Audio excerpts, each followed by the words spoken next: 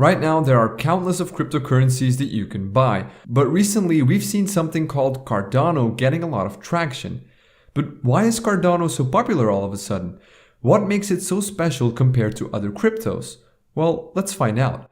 Cardano is a new cryptocurrency platform that was launched in September 2017 after more than 2 years of development. It's rather different than other cryptocurrency projects because it is built around peer-reviewed papers. So instead of writing a white paper and implementing it straight to code, the Cardano team actually makes sure that experts from around the world read their papers, improve them, and agree with the outcome. This is a very different way of working. Cardano claims to be the third generation of cryptocurrencies. The first generation was Bitcoin and is essentially digital gold. It's used to transfer and store virtual money, but it's plagued with scalability issues. The second generation started with Ethereum and brought us smart contracts. It improved scalability somewhat, but not enough to become a global currency.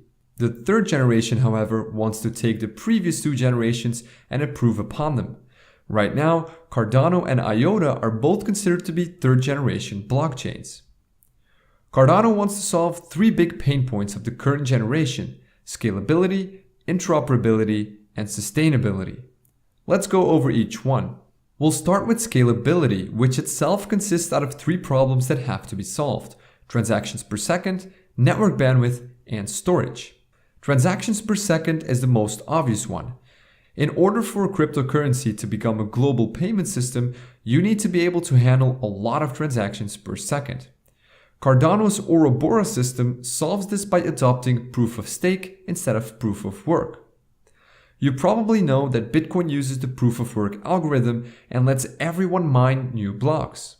This process is slow and not only wastes a lot of computing power, it also wastes huge amounts of electricity. Cardano is much more efficient. It doesn't let everyone mine new blocks. Instead, the network elects a few nodes to mine the next blocks. These are called the slot leaders. So to make this all work, Cardano divides the time into epochs. An epoch is split into slots, a short period of time in which exactly 1 block can be created. The network then elects a slot leader for each slot, and this is the only person that can mine a block for that particular slot. Slot leaders listen for new transactions, verify them, and then put them inside a block. If a slot leader doesn't complete his task in time or doesn't show up, he loses the right to produce a block and has to wait until he is re-elected by the network. This technique makes Cardano highly scalable because they can increase the amount of slots per epoch and they can run multiple epochs in parallel. The next scalability problem is network bandwidth. Blockchains are stored in a peer-to-peer network. Each node in this network receives a copy of all new transactions. But imagine what happens if there are thousands of transactions per second. The nodes would need a lot of bandwidth to continuously download them all, and that is not very scalable. Instead, Cardano wants to split up the network into subnetworks by using a technique called RENA. Each node will be part of a specific subnetwork and can communicate with other networks if needed, much like the TCP/IP protocol for the internet. And the final aspect of scalability is data storage. Blockchains store all transactions that have ever happened, but how do we handle this ever-growing set of data? The Cardano team is thinking about implementing techniques like pruning, compression, and partitioning. However, they don't consider this a top priority at the moment because storage space right now is still fairly cheap.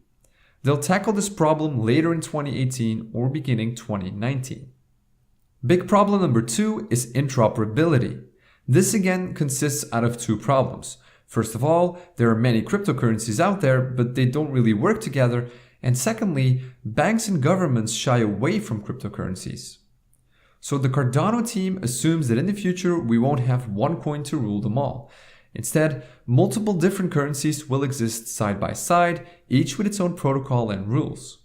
Right now, these don't talk to each other. You can't, for example, transform your Bitcoin into Ether without an intermediate. The Cardano project aims to be the Internet of blockchains, or in other words, a blockchain that can understand what happens in other blockchains. This would mean seamlessly moving assets across multiple chains. Then there's also the problem with governments and banks. They shy away from cryptocurrencies because they don't adhere to regular banking laws. It's hard for them to trust a transaction in the crypto world because they don't have any metadata about that transaction. You see, they like to know who made the transaction and for what reason. However, this is also very sensitive information. So the Cardano project wants to allow people to attach metadata to a transaction if they want to. This would make the crypto world play nicer with the traditional banking world. But again, it would be up to the user to decide if he wants that or not. The final problem that the team intends to solve is sustainability. Right now, there are a lot of people who want to build a company around cryptocurrencies. To raise money for their company, they launch an ICO or initial coin offering. After an ICO, the team ends up with a lot of capital that they can use to fully start their company. But what happens if, after a couple of years, this money runs out? How will they make sure that the development of their technology continues? Should they create a new coin and hold another ICO just to get some cash? This is still an unanswered question, but it's clear that raising money just once isn't very sustainable and doesn't promote continuous improvement. Cardano intends to solve this problem by creating a treasury. The idea is that the treasury will receive a small percentage of every transaction that happens on the network. The treasury itself is a special wallet that isn't controlled by anyone. Instead, it's a sort of smart contract that can release a part of the funds to developers who wish to improve the Cardano protocol. To do this, developers have to submit a proposal to the community saying what they want to change and how much money they need for it. The community can then vote on the ideas that they think is the most important.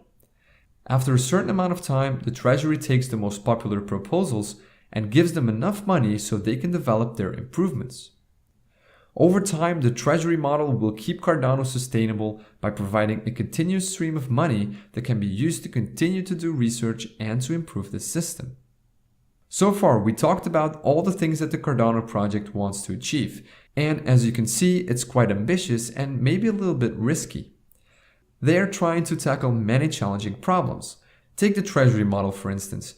It depends on a fair voting system to prevent people from seizing control. The Cardano project is very young and has still a long way to go, but their way of working is very different from other cryptocurrencies. So Cardano might be the project that finally solves some long-standing and fundamental issues, but time will tell. So that concludes this video. I hope you learned a lot, and if you did, make sure to subscribe to my channel and like this video. Thank you very much for watching, and I'll see you in the next video.